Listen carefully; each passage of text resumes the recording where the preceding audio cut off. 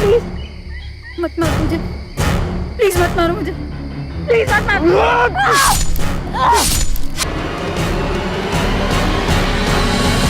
VS police station फौरन beat number 14 को report करो। आरे में एक अज्ञात औरत की बॉडी मिली है। बीट नंबर 14 आरे कॉलोनी वीएस पुलिस स्टेशन तुरंत रिपोर्ट करे।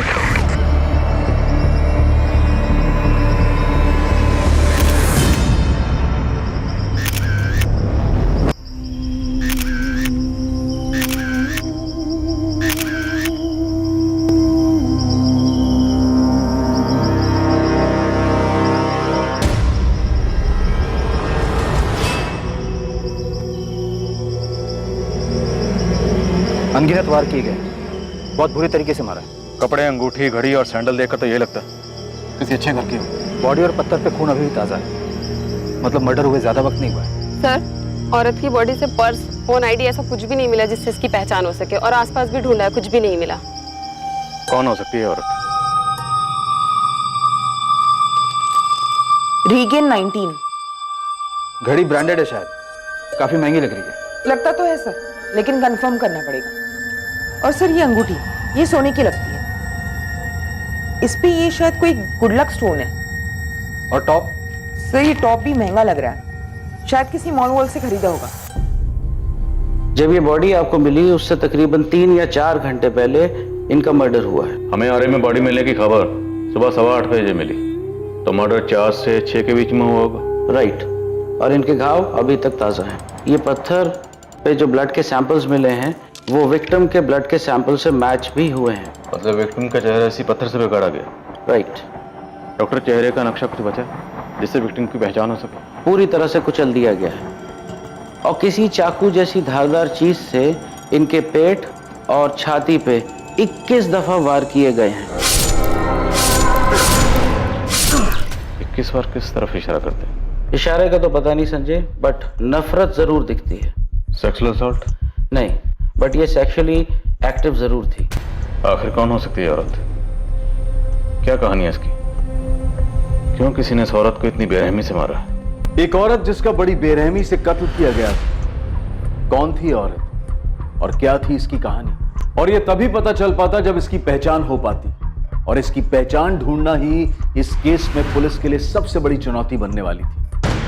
एक औरत जिसकी उम्र लगभग 28 से 30, कद 5 फुट 4 इंच, रंग गेहुआ, नीली जीन्स और पीच रंग का टॉप, ब्राउन सैंडल, बाएं हाथ में जेप्सन घड़ी और दाएं हाथ में सोने की अंगूठी पहने गोरेगांव पूर्व आरे के नजदीक मृत पाई गई है। इस औरत के बारे में अगर किसी के पास कोई भी जानकारी हो तो फौरन वीएस पुलिस स्टेशन को इन नंबर्स पर संपर्क करे। अगले 24 घंटों के अंदर वीएस पुलिस ने आरे में मिली अज्ञात औरत की लाश की खबर मुंबई के सभी पुलिस स्टेशंस में भेजी, इस उम्मीद में कि कहीं तो इससे मिलती जुलती कोई मिसिंग कंप्लेंट दर्ज हुई हो जिससे वो इस अज्ञात औरत की पहचान कर पाए। सर, मुंबई के सभी पुलिस स्टेशन को अलर्ट किए हुए 2 दिन हो गए, पर अभी तक ऐसी कोई इन्फॉर्मेशन नहीं आई कि इस औरत से मिलती जुलती कहीं कोई मिसिंग कंप्लेंट दर्ज हुई। औरत को गायब हुए 2 दिन से ज्यादा हो गए, लेकिन कोई रिपोर्ट नहीं लिखवाई गई। कुलकर्णी, आरे के आसपास पता की, शायद कोई औरत गायब हो, रिपोर्ट ना लिखवाई गई। खबरियों को काम पर लगाया सर, पर अभी तक उनसे भी कोई इन्फॉर्मेशन नहीं आई है, और ना ही सामने से कोई मिसिंग होने की बात आई। तो हो सकता है औरत मुंबई की ना हो, ये किसी दूसरे शहर से मुंबई में आई हो सकता है सर, क्योंकि पोस्टमार्टम रिपोर्ट के हिसाब से इस औरत का मर्डर 4 सितंबर की सुबह 4 से 6 के बीच हुआ है। वेस्टर्न एक्सप्रेस हाईवे से जो सर्विस रोड उतरता है आरे की तरफ, जहाँ इसकी लाश हुई, वो ज्यादा अंदर भी नहीं है। पॉसिबिलिटी है कि इसकी अर्ली मॉर्निंग की फ्लाइट हो, बॉयफ्रेंड या हस्बैंड साथ में हो, उसी ने इसको रास्ते में मार डाला, चेहरा बिगाड़ के फेंक दिया ताकि बॉडी की पहचान ना हो सके। अगर ऐसा है तो फिर इसने अपनी फ्लाइट मिस की होगी। एयरपोर्ट अथॉरिटी के रिकॉर्ड्स में इसका नाम जरूर होगा, वहां से पता करो। पैसेंजर का नाम क्या है? नाम नहीं पता, अब तक उसकी पहचान नहीं हुई। हमें पक्का पता नहीं है कि उसकी फ्लाइट मिस हुई है, लेकिन अगर आपके रिकॉर्ड में कोई ऐसी औरत है जिसकी उम्र 28 से 30 साल है और उसने अपनी फ्लाइट मिस की, तो हमारे पास एक लीड हो सकती है। रीगेन 19, ये जीन्स का ब्रांड हमने लास्ट ईयर 2018 फरवरी में लॉन्च किया था। जीन्स के लेवल पे जो मार्किंग है, शायद उससे पता चल जाए कि जीन्स किसने खरीदी थी। इम्पॉसिबल तो नहीं कहूंगी, पर ये जीन्स एग्जैक्टली किसने खरीदी है ये पता लगाना थोड़ा कॉम्प्लिकेटेड होगा, क्योंकि हम ऑल ओवर कंट्री में अलग अलग जगह पे सेल करते हैं ये जीन्स का। जेप्सन वॉच हमारी जुबली सीरीज की प्राइम कलेक्शन, और घड़ी का जो मॉडल आपने भेजा है वो जुबली प्राइम लेडीज वॉच है। मिस्टर शेखर, हमें एक डेड बॉडी मिली है जिसके हाथ में ये घड़ी थी। अभी तक उस औरत की पहचान नहीं हो पाई। आप इस घड़ी की सेल डिटेल्स दे सकते हैं? कब किसने खरीदी? पर बिना नाम के मैं कैसे पता कर सकती हूँ कि उस दिन किस लेडी की फ्लाइट मिस हुई है? आपके पास ऐसी कोई तो लिस्ट होगी जिसमें उन पैसेंजर्स की डिटेल्स होगी जिन्होंने अपनी फ्लाइट मिस की है। सुबह 6 बजे से रात के 9 बजे तक 40 डोमेस्टिक और 25 इंटरनेशनल फ्लाइट्स अलग अलग टर्मिनल से हैं। अगर उस लेडी ने पहले ही चेक इन कर लिया होगा तो इनमें और भी एयरलाइंस जुड़ जाएंगी, और अगर हर एयरलाइन से मैंने लिस्ट भी मंगवा ली तब भी ये पता कर पाना मुश्किल है कि उस दिन किस लेडी की फ्लाइट मिस हुई है। लेकिन जो लॉट बनते हैं उसके स्टॉक की डिटेल तो होगी ना, कि आपने वो स्टॉक कहाँ डिस्ट्रीब्यूट किए और उन लोगों ने आगे किन्हें बेचे। अगर ये लेवल और इसके डिटेल से आप पता लगा पाए कि ये कब मैन्युफैक्चर हुई थी और किस डिस्ट्रीब्यूटर को बेची गई थी, तो शायद हम भी ये पता लगा पाए कि ये जीन्स किसने खरीदी थी। लेकिन सर उसके लिए मुझे बैकडेट जाके सभी आउटलेट्स के स्टॉक डिटेल्स, सेल, परचेज सब चेक करना पड़ेगा, उसके बाद ही बता पाऊंगा। मिस्टर शेखर, ये इन्फॉर्मेशन बहुत जरूरी है इस केस को सॉल्व करने के लिए, उस औरत की पहचान के लिए कि वो औरत कौन थी और किसी ने उसे इतनी बेरहमी से क्यों मार डाला। पर तुम मेरी भी तो मजबूरी समझो। It's a high pressure job. यहाँ वर्क का इतना प्रेशर है, स्टाफ ओवरवर्क्ड है। मैं सिर्फ इतना कहूंगी कि कोशिश कर सकती हूँ। आप मुझे वो लेबल मेल कर दीजिए, मैं ट्राई करती हूँ। ओके सर, मैं ट्राई करता हूँ, लेकिन थोड़ा टाइम लगेगा। हम इस बॉडी को ज़्यादा से ज़्यादा 1 हफ्ते तक प्रिजर्व कर सकते हैं, क्योंकि ये बॉडी ऑलरेडी सड़ना शुरू हो चुकी है। बस डॉक्टर कुछ दिन और, जल्दी हमें इसके बारे में कोई लीड मिल ही जाएगी। उस अनजान औरत की लाश से मिली चीजों की पुलिस शिनाख्त तो कर रही थी, पर कोई पुख्ता सबूत हाथ नहीं लग पा रहा था। और फिर उस औरत के हाथ की अंगूठी ने पुलिस को एक उम्मीद बंधाई कि ये औरत भारत के किस कोने से हो सकती है। बेशक किसी शहर का नाम सामने नहीं आया, पर वो किस क्षेत्र से हो सकती है ये अंदाजा लगाया जा सकता था।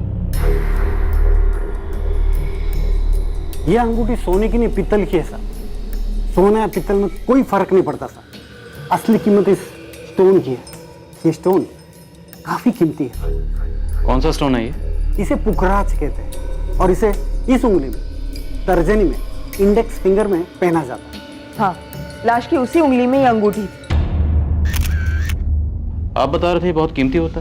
कई लोगों का मानना है कि धन वृद्धि, मतलब काम अच्छा चले, लक के लिए, सुख समृद्धि के लिए, या जिन औरतों को बच्चा नहीं होता है वो संतान प्राप्ति के लिए भी ये अंगूठी पहनते हैं। इस अंगूठी से पहनने वाले के बारे में कुछ पता चल सकता है? पहनने वाला कौन होगा, कहाँ का रहने वाला होगा? कौन का तो पता नहीं, लेकिन शायद ये उत्तर भारतीय हो सकती है। उत्तर भारत, नॉर्थ इंडिया, वो तो काफी बड़ा है, कई स्टेट्स है उसमें। नॉर्थ इंडिया क्यों? इस स्टोन की कटिंग और डिजाइन उस तरफ के लोग पसंद करते हैं। जैसे कि दक्षिण भारत, महाराष्ट्र में अलग तरह की डिजाइन और कटिंग्स लोग पसंद करते हैं, और इसे देखकर कहा जा सकता है कि ये नॉर्थ इंडियन डिजाइन की है। अंगूठी से और कुछ पता चल सकता है? किस ज्वेलर ने बनाई, कोई कोड वगैरह, खरीदने या बेचने वाले के बारे में कुछ? नहीं सर, ऐसा कुछ नहीं। गोल्ड रिंग होती तो कोड होता, ये तो सिंपल प्लेन अंगूठी है। उस अनजान औरत की डेड बॉडी की फोटो, उससे जुड़ी हर जानकारी उत्तर भारत के हर छोटे बड़े शहर में भेजी गई। स्थानीय लोकल नेटवर्क को भी डेड बॉडी से जुड़ी तमाम जानकारियां दी गई, इस उम्मीद में कि शायद कहीं कोई मिसिंग कंप्लेंट दर्ज हुई हो जो इस औरत से मैच करती हो, और डेड बॉडी की पहचान पर अटके हुए इस केस की तहकीकात को आगे बढ़ने में मददगार साबित हो। सर, हमने खबरियों को काम पर लगाया है। गोविंद ने भी अपनी पूरी टीम को वेस्टर्न सबब के सारे होटलों में चेक करने के लिए भेजा है, पर प्रॉब्लम यह है कि बॉडी का चेहरा ही नहीं। चेहरा नहीं है, लेकिन बॉडी की बाकी चीजें तो है। कपड़े, घड़ी, अंगूठी, सैंडल, ये सब। हो सकता है विक्टिम मुंबई में कहीं बाहर से आई हो, तो किसी न किसी होटल में चेक इन किया होगा। उस होटल के सीसीटीवी में कैप्चर जरूर हुई होगी। सर, हमने सब जगह देखा, पर ऐसा भी कुछ दिखाई नहीं दिया।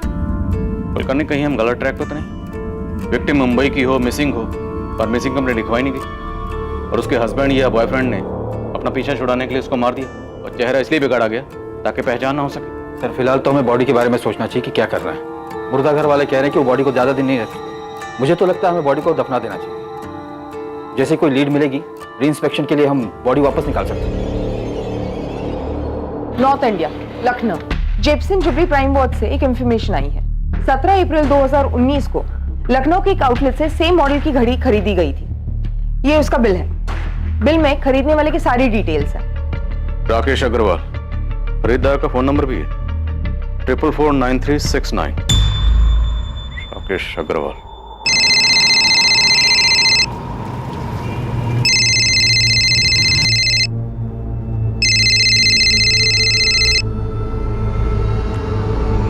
हेलो, राकेश अग्रवाल जी बोल रहा हूँ। आप कौन? मैं मुंबई पुलिस से पीआई संजय कुमार बोल रहा हूँ।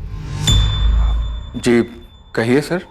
राकेश जी, आपने 17 अप्रैल 2019 को एसके मॉल में जेप्सन वॉच के आउटलेट से जेप्सन जुबली प्राइम वॉच खरीदी थी। हाँ तो आप बता सकते हैं वो घड़ी आपने किसके लिए खरीदी थी? आप ये क्यों पूछ रहे हैं? आखिर बात क्या है?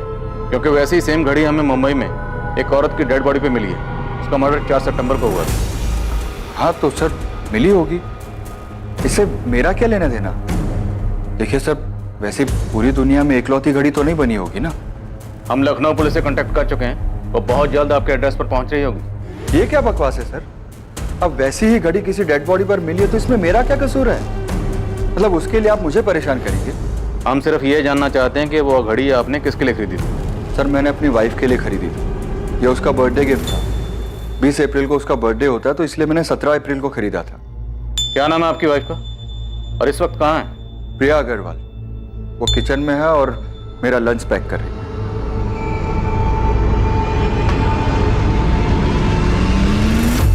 मैं आपको अभी वीडियो कॉल कर रहा हूँ, आप उनके पास ही रहिएगा। आप ये सब क्यों कर रहे हैं? सिर्फ इसीलिए क्योंकि मैंने वो घड़ी अपनी वाइफ को गिफ्ट की थी। हम सिर्फ ये देखना चाहते हैं कि वो घड़ी आज भी आपके पास ही है। सर ये मेरी वाइफ प्रिया अग्रवाल। प्रिया जी, क्या मैं वो घड़ी देख सकता हूँ जो आपके हस्बैंड ने आपको बर्थडे पे गिफ्ट की थी?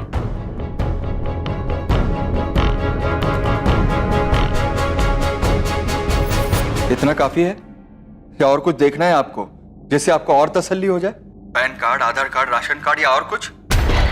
सर, लखनऊ पुलिस ने कंफर्म किया है कि वो औरत राकेश अग्रवाल की पत्नी प्रिया अग्रवाल ही है। उन्होंने पड़ोसियों से भी पूछताछ की और डॉक्यूमेंट्स वगैरह भी चेक किए। सर आपने मुझे जो कोड दिया था उसके मुताबिक हमारे रिकॉर्ड्स में ये घड़ी राकेश अग्रवाल ने ही खरीदी थी लखनऊ में। फिर भी आपको लगता है कोई गलती हो गई है तो मैं फिर से चेक करता हूँ। लेकिन मिस्टर शेखर, मैंने आपको घड़ी का बैच नंबर, बाकी सारी डिटेल्स भेजी हैं, ऐसा कैसे हो सकता है? हो सकता है मैन्युफैक्चरिंग में कोडिंग के समय सीरियल नंबर में कुछ मिक्सअप हो गया हो। आप मुझे थोड़ा समय दीजिए, मैं फिर से चेक करता हूँ। रीगन 19 जींस की कंपनी की तरफ से अभी तक कोई जवाब नहीं आया। पूछने पर यही कह रहे हैं कि कोशिश कर रहे हैं। सर एयरलाइन से भी पता चल पाना मुश्किल है। हम हर रोज कॉल कर रहे हैं लेकिन उन पे भी काम का प्रेशर है। ऐसा कैसे हो सकता है? एक औरत गायब है लेकिन उसका पता लगाने वाला कोई भी नहीं। क्या उसकी फैमिली, रिश्तेदार, दोस्त कोई भी नहीं जो ये पता लगाना चाहे कि औरत कहाँ चली गई? शीला, राधिका का फोन अभी भी स्विच ऑफ आ रहा है। पुलिस क्या कह रही है? वो तो कह रही ढूंढ रही है, पर राधिका अचानक ऐसे कहाँ चली गई?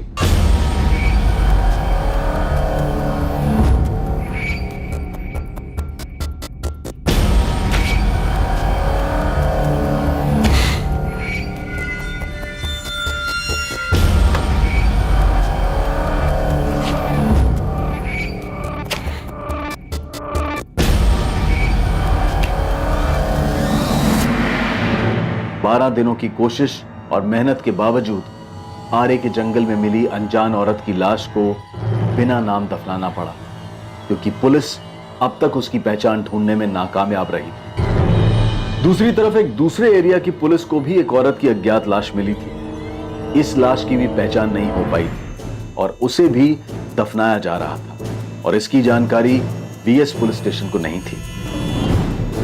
पर अब एक स्पष्ट जानकारी वीएस पुलिस को मिलने जा रही थी उस मर्डर की जो शायद किया जा चुका था।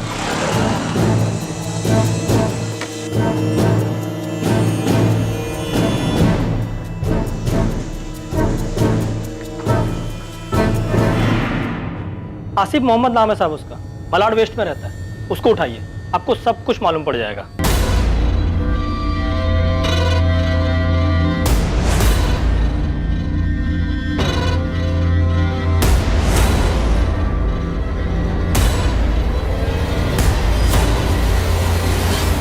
आसिफ मोहम्मद, किसी का मर्डर किया इसने? अपनी बीवी मरियम मोहम्मद का। सस्पेंस मत बढ़ा गोविंद, साफ साफ बोल। साहब, इसकी बीवी 3 सितंबर से गायब है।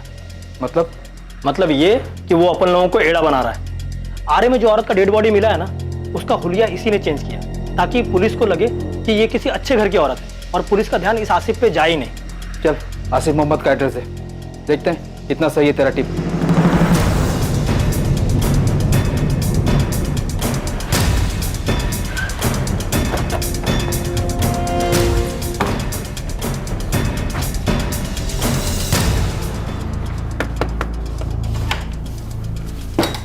आसिफ मोहम्मद। मैं ही हूं साहब। क्या हुआ? तेरी बीवी मरियम मोहम्मद कहाँ है?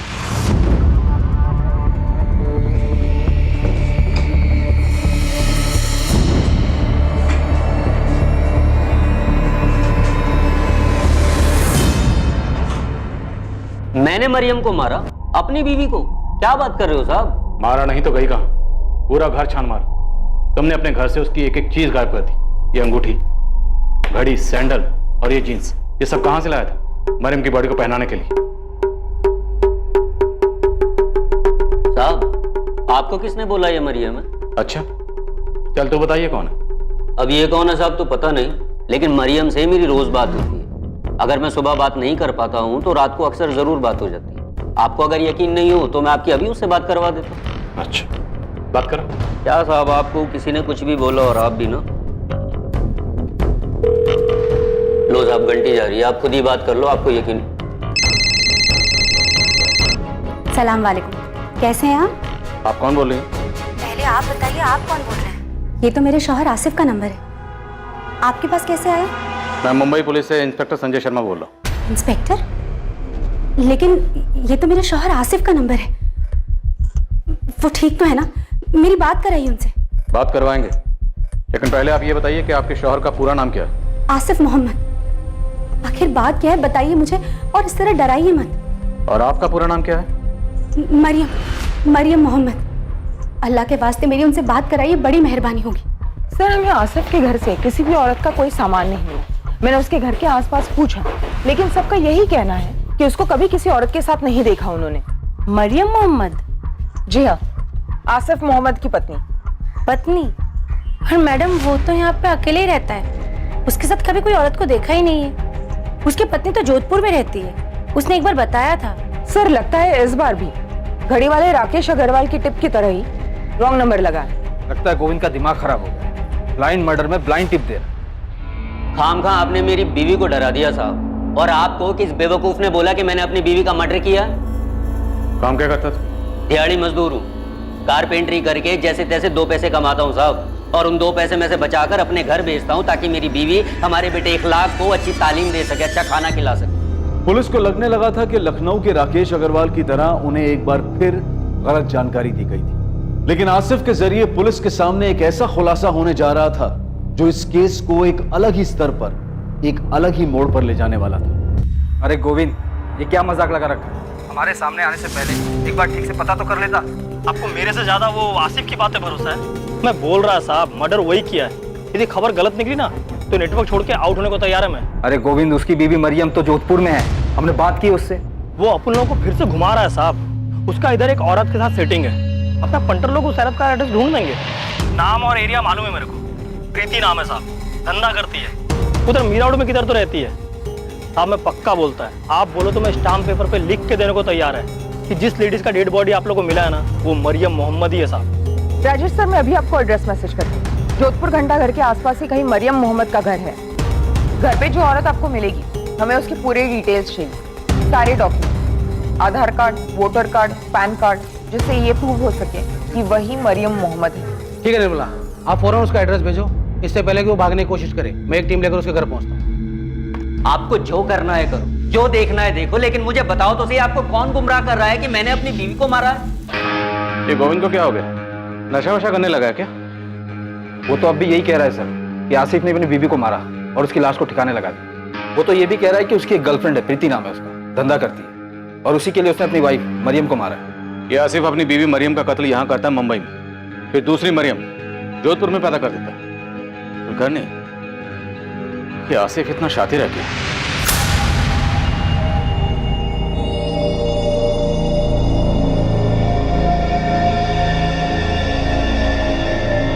ये क्या नाटक चल रहा है साहब? पहले मुंबई पुलिस आसिफ के नंबर से मुझे फोन करती है, और अब आप लोग आकर दुनिया भर के सवाल जवाब कर रहे हैं। मैंने कहा ना कि मैं ही मरियम मोहम्मद हूँ, और ये मेरा और आसिफ का बेटा इखलाक मोहम्मद है। तो आपके पास आपका कोई आधार कार्ड या वोटर आईडी तो होगा, दिखाइए। क्यों दिखाऊं? मैंने कहा ना कि मैं मरियम मोहम्मद देखिए हूँ। मैडम, आपके पति पर अपनी पत्नी के मर्डर का इल्जाम है और वो इस वक्त मुंबई पुलिस की हिरासत में है। अरे लेकिन मैं हूँ उनकी बीवी और मैं जिंदा हूँ। आपको 10 बार बोल चुकी हूँ, लेकिन फिर भी आप लोग बेवजह परेशान कर रहे हैं। रुकिए, अभी लेकर आती हूँ। ये लीजिए। इतना काफी है कि और सबूत चाहिए आपको? हमारे निकाह को 7 साल हो गए और 5 साल का हमारा बेटा है, और हम कहीं बाहर से नहीं आए, यही जोधपुर से हैं। चाहिए तो मोहल्ले वालों को जाके पूछ सकते हैं। और हाँ, 4 घर छोड़ के आसिफ के अम्मी और अब्बू रहते हैं। सुबह से परेशान कर दिया आप लोगों ने हमें।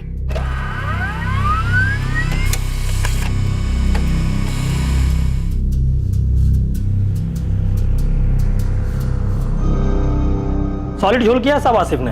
अबे कोई झोल नहीं है, जोधपुर की पुलिस मिली है उसके बीवी से, सारे सबूत मिले कि वो मरियम ही है। यहाँ तक कि उसके माँ बाप से भी बात की उन्होंने। हो ही नहीं सकता साहब, मैं 100% बोलता है झोल किया बोल के। अब मालूम नहीं उसने ये मरियम कब पैदा किया। मैडम, आप आसिफ के घर के आजू बाजू से पूछा क्या? हाँ, सबका यही कहना है कि कभी किसी ने उसको किसी औरत के साथ नहीं देखा। कैसे देखेंगे मैडम, मलाड में तो ये 5 सितंबर से रहने आया है। ये उसका दूसरा घर है। दल्ला है साहब आसिफ, पूरा धंधा काशी मीरा चलाता है। ये उसके मीरा रोड के घर का एड्रेस, जहाँ किसी ने भी इसे 4 सितंबर से नहीं देखा है। यहाँ अपनी बीवी के साथ रहता है। 2-4 और लेडीज लोग भी है जिसको धंधे पे लगाया है। उसी में से प्रीति नाम की एक लड़की है जो उसकी एकदम खास है, और उसी के चक्कर में उसने मरियम का मर्डर किया। ये प्रीति भी उधर काशी मीरा में रहती है। ये उसके घर का एड्रेस, और ये पूरा खबर अपना उस्मान लेकर आया। तब उस्मान ने प्रीति पे नजर रखा हुआ था। मैं क्या बोलता साहब, आप लोग इस प्रीति को उठाइए, और साथ में ना आसिफ के दोस्त राशिद को भी। ड्राइवर है, टैक्सी चलाता है। उसी की गाड़ी में ये लोग बॉडी को ठिकाने लगाने लेके गए थे।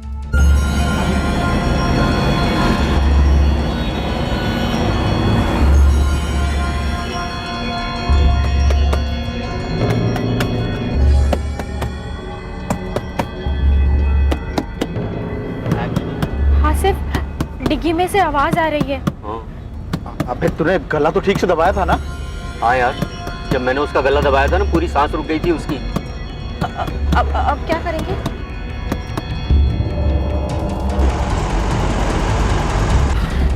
राशिद, तो एक काम कर, गाड़ी ना यहाँ से अंदर दबा ले, झाड़ी के अंदर ले ले। आगे पुलिस की चेकिंग मिल गई ना तो खाम में प्रॉब्लम हो जाएगी यार।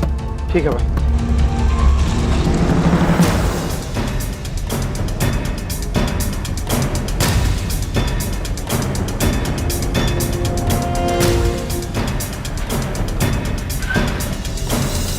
साहब, ये है, ये राशिद का घर।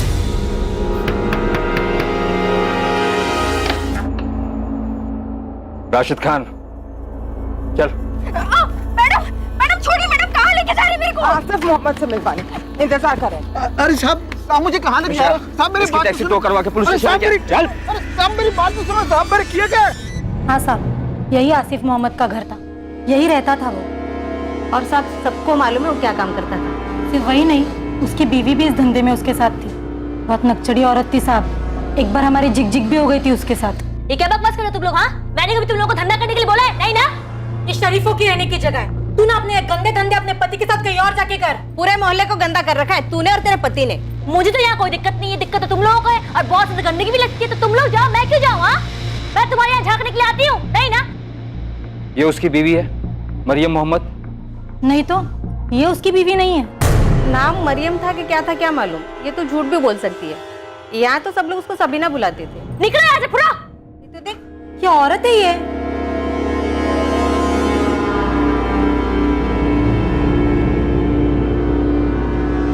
सबीना? आप लोगों में से किसी के पास सबीना की फोटो है? सब बात तो सुनो साहब, सब बात तो सुनो।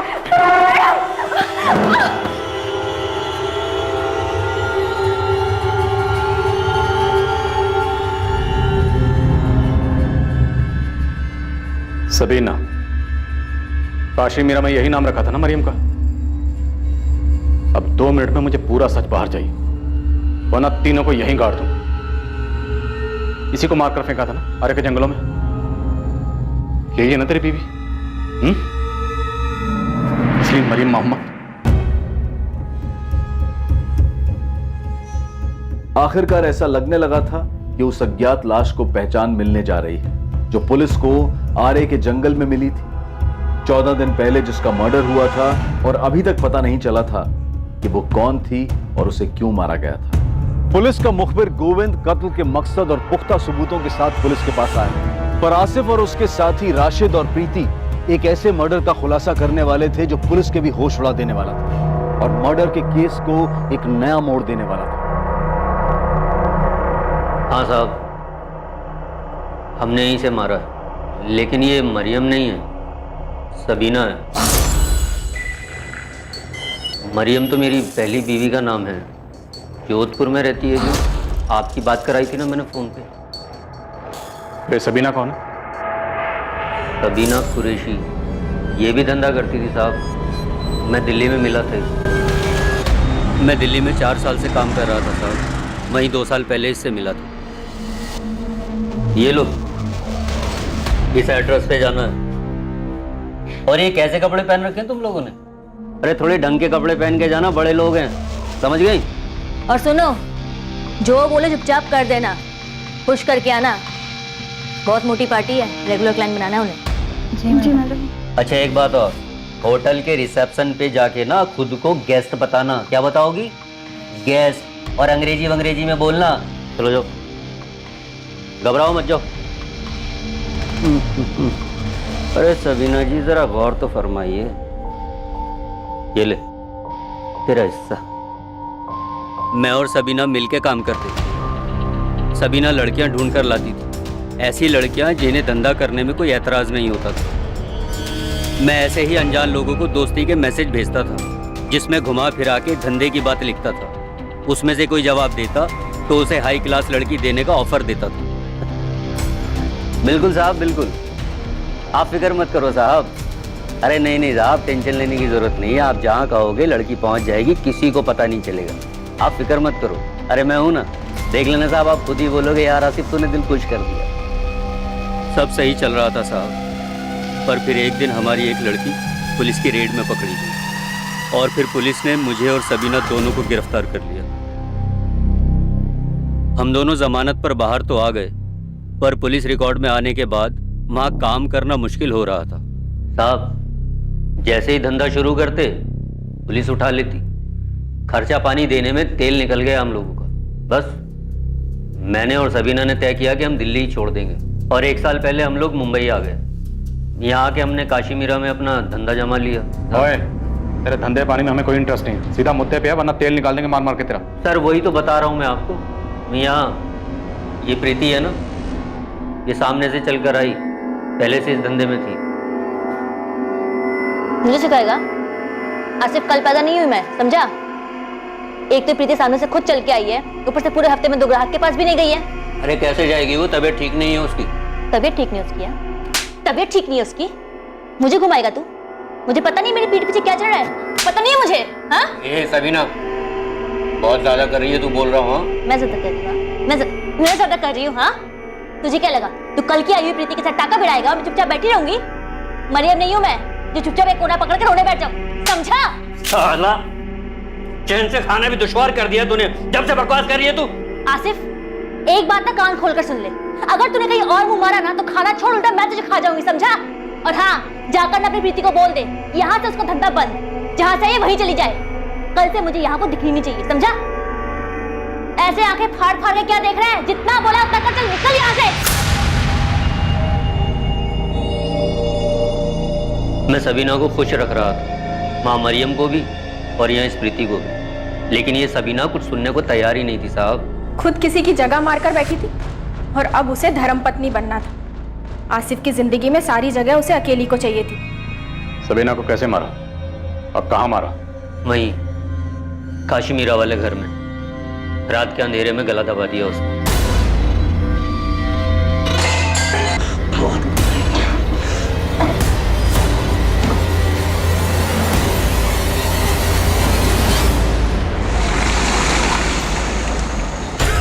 राशिद और प्रीति को सब प्लान पता था। ये दोनों राशिद की टैक्सी लेकर रात को मेरे घर आए और हम सबीना की बॉडी को ठिकाने लगाने निकले। उसकी सांस बंद हो चुकी थी तो मुझे लगा वो मर गई, पर वो मरी नहीं थी।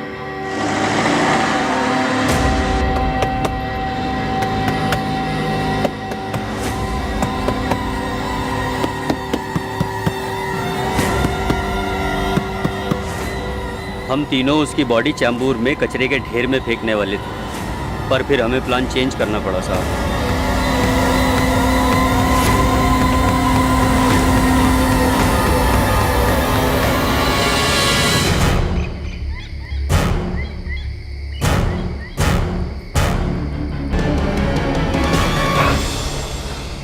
आसिफ, इसका चेहरा बिगाड़ देते हैं, कोई पहचान नहीं पाएगा। वैसे भी इसके आगे पीछे कोई नहीं था, किसी को भी नहीं पता चलेगा कौन थी। साली को जाने दो बिना पहचान के। ये अंगूठी, ये सब सबीना की है या पुलिस को गुमराह करने के लिए तुम लोगों ने उसकी बॉडी को पहनाया है? सब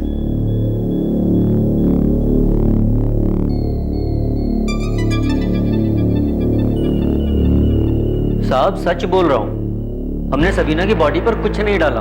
मतलब ये घड़ी और अंगूठी सबीना की है? नहीं साहब। तो ये सब बॉडी पे कहाँ से आए? ये कपड़े, ये जीन्स टॉप सबीना के हैं ना? नहीं, ये कपड़े उसके नहीं हैं। मतलब पहले तुम लोगों ने सबीना का कत्ल किया, उसके बाद उसकी बॉडी को ये सब पहना है? साहब हमने ना कोई कपड़े बदले हैं, ना कोई अंगूठी पहनाई है, ना हमने कोई जींस पहनाई है। हमने बस पत्थर उठाया और उसका चेहरा बिगाड़ा है ताकि कोई उसकी लाश को पहचान ना सके साहब। राशिद, प्रीति, आसिफ, तुम लोग दिमाग खराब मत करो। ध्यान से देख, इसकी बॉडी पे ये सबीना की बॉडी है, इसकी बॉडी पे ये नहीं साहब, ये सबीना की लाश नहीं है। ये मत सोचना कि बॉडी के कपड़े बदल दिए तो तुम दोनों मर्डर के चार्ज से बच जाओगे। सबीना का कोई रिश्तेदार है? पता नहीं, 2 साल पहले दिल्ली में मिली थी, तब तो बोल रही थी कि मेरा दुनिया में कोई नहीं है साहब। ओए, ज्यादा नाटक मत कर, ये बॉडी सबीना की है ना? जब मैंने आपको बता दिया कि मैंने इसे मारा है, तो भला मैं अब क्यों झूठ बोलूंगा कि लाश सबीना की नहीं है? आसिफ सच बोल रहा है साहब, सबीना ने लाल सलवार और हरा कुर्ता पहना था, और हमने तो उसके बॉडी से अंगूठी, चेन सब कुछ निकाल लिया था। ऐसा कुछ भी नहीं छोड़ा जिससे उसकी पहचान हो सकती थी। साहब, ये आसिफ एक नंबर का झोलर आदमी है। यहाँ एक औरत को अपनी बीवी बताता है और पकड़ा जाता है तो पता चलता है बीवी तो जोधपुर में है। बहुत चालाक आदमी है सब ये। उसे अच्छी तरह से पता है कि अगर उसने कबूल नहीं किया तो हमें ये साबित करने में मुश्किल होगा कि ये सबीना की बॉडी है, इसलिए उसने सारी प्लानिंग पहले से की थी। सबीना के बॉडी के कपड़े, जूते, ज्वेलरी सब कुछ बदल दिया गया ताकि अगर कभी पकड़े भी गए और जुर्म कबूल भी करना पड़ा तो बॉडी पहचानने से मना कर दे।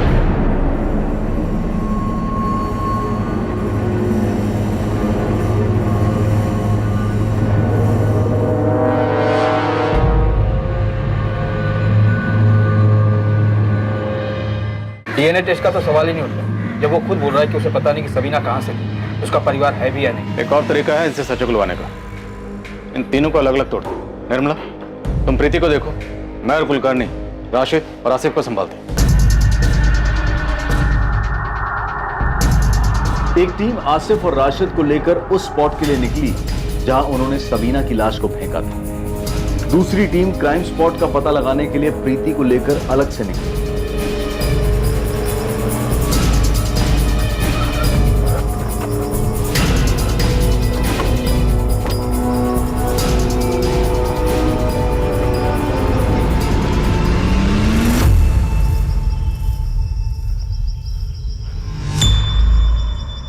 बता, बॉडी कहाँ फेंकी थी और जिस पत्थर से चेहरा बिगाड़ा था वो पत्थर कहाँ था?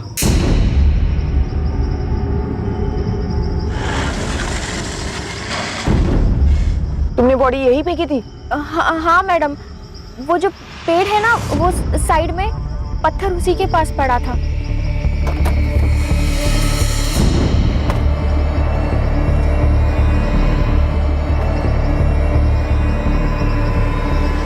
मैडम, राशिद ने पत्थर यहाँ से उठाया था।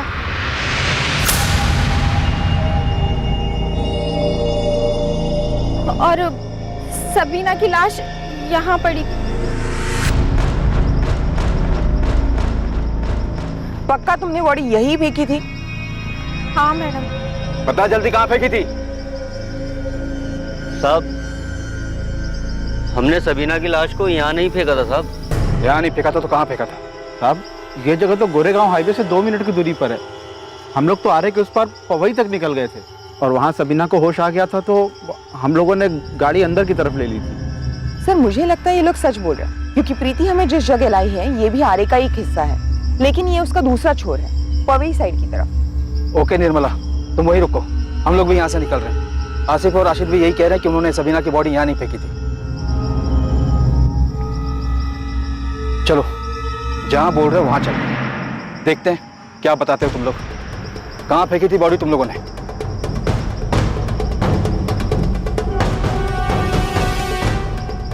हैरानी की बात यह थी कि आसिफ मोहम्मद और राशिद खान पुलिस को ठीक उसी जगह लेकर गए जहां प्रीति पुलिस की दूसरी टीम को लेकर पहुंची।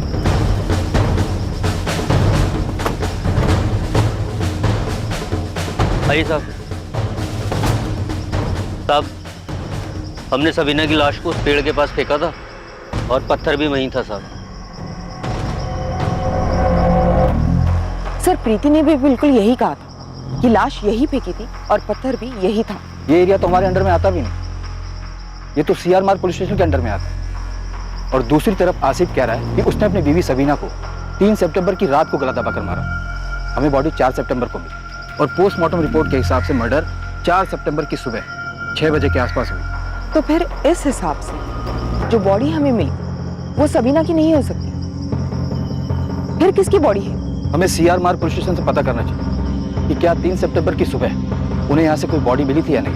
हाँ, आप बिल्कुल ठीक कह रहे हैं। 3 सितंबर की सुबह उस जगह हमें एक औरत की बॉडी मिली थी जिसका चेहरा बहुत बुरी तरीके से कुचल दिया गया। 3 सितंबर की सुबह बॉडी मिली थी? हाँ, पोस्टमार्टम की रिपोर्ट से भी यही पता चला कि 2 सितंबर की रात को गला घोंटकर उसका मर्डर किया गया। आसिफ, तुम कह रहे हो कि तुमने सबीना का मर्डर 3 सितंबर की रात को किया, सही है? मैडम, तारीख तो याद नहीं है, लेकिन मर्डर मैंने रात को ही किया था। आपको जो बॉडी मिली थी उस औरत ने लाल सलवार और हरा कुर्ता पहना था। हाँ, वही था। और अभी 4 दिन पहले ही हमने उसकी बॉडी को दफनाया, लेकिन अभी तक हमें उसकी कोई पहचान नहीं हो पाई। आपको इस केस के बारे में कोई लीड मिला है क्या? हाँ, शायद।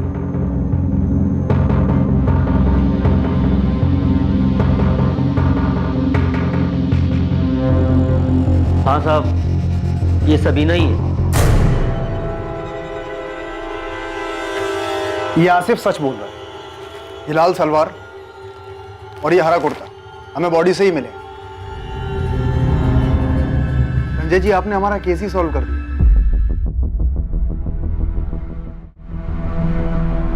वो अज्ञात औरत की लाश जो वीएस पुलिस को मिली थी और दफनाई जा चुकी थी, उसकी शिनाख्त अब तक नहीं हो पाई थी।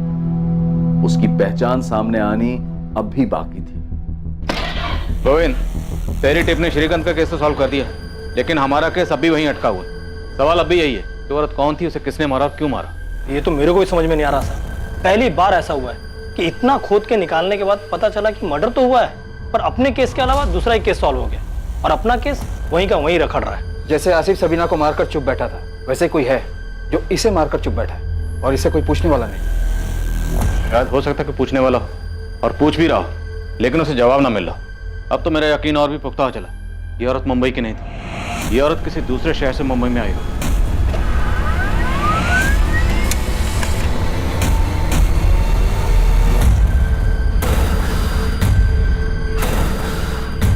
शीला, राधिका का फोन अभी भी स्विच ऑफ आ रहा है। पुलिस क्या कह रही है?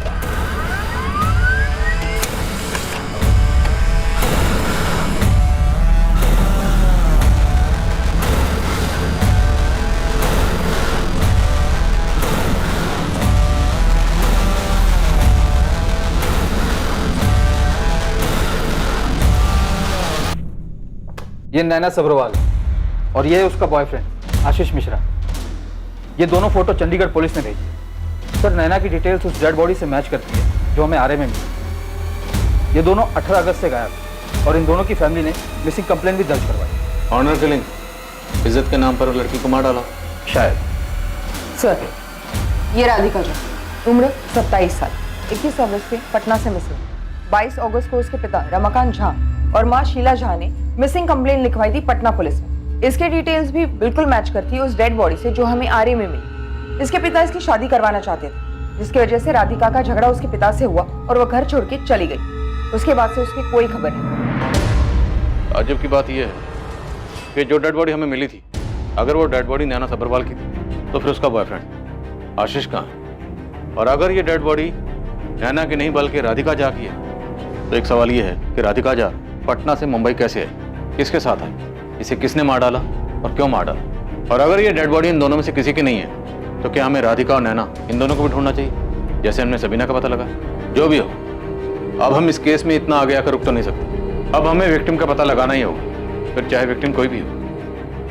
क्या वो अनजान लाश नैना सबरवाल की थी या राधिका झा की? इन दोनों में से वो कौन हो सकता था जिसकी लाश पुलिस को मिली थी और पहचान अभी तक नहीं हो पाई? ये विक्टिम आखिर थी कौन? मरने वाली की पहचान अब तक अनकही अनसुनी थी। क्या ये राधिका या नैना में से किसी एक की कहानी थी, या फिर ये कोई और ही थी जिसके बारे में पुलिस अब तक बेखबर थी? सर मुझे लगता है इस आसिफ को और तोड़ना है। जैसे 3 सितंबर की रात को जिसने सबीना को मार के फेंका था, शायद इन्हीं लोगों ने 4 सितंबर की सुबह किसी और को मार के फेंक दिया होगा।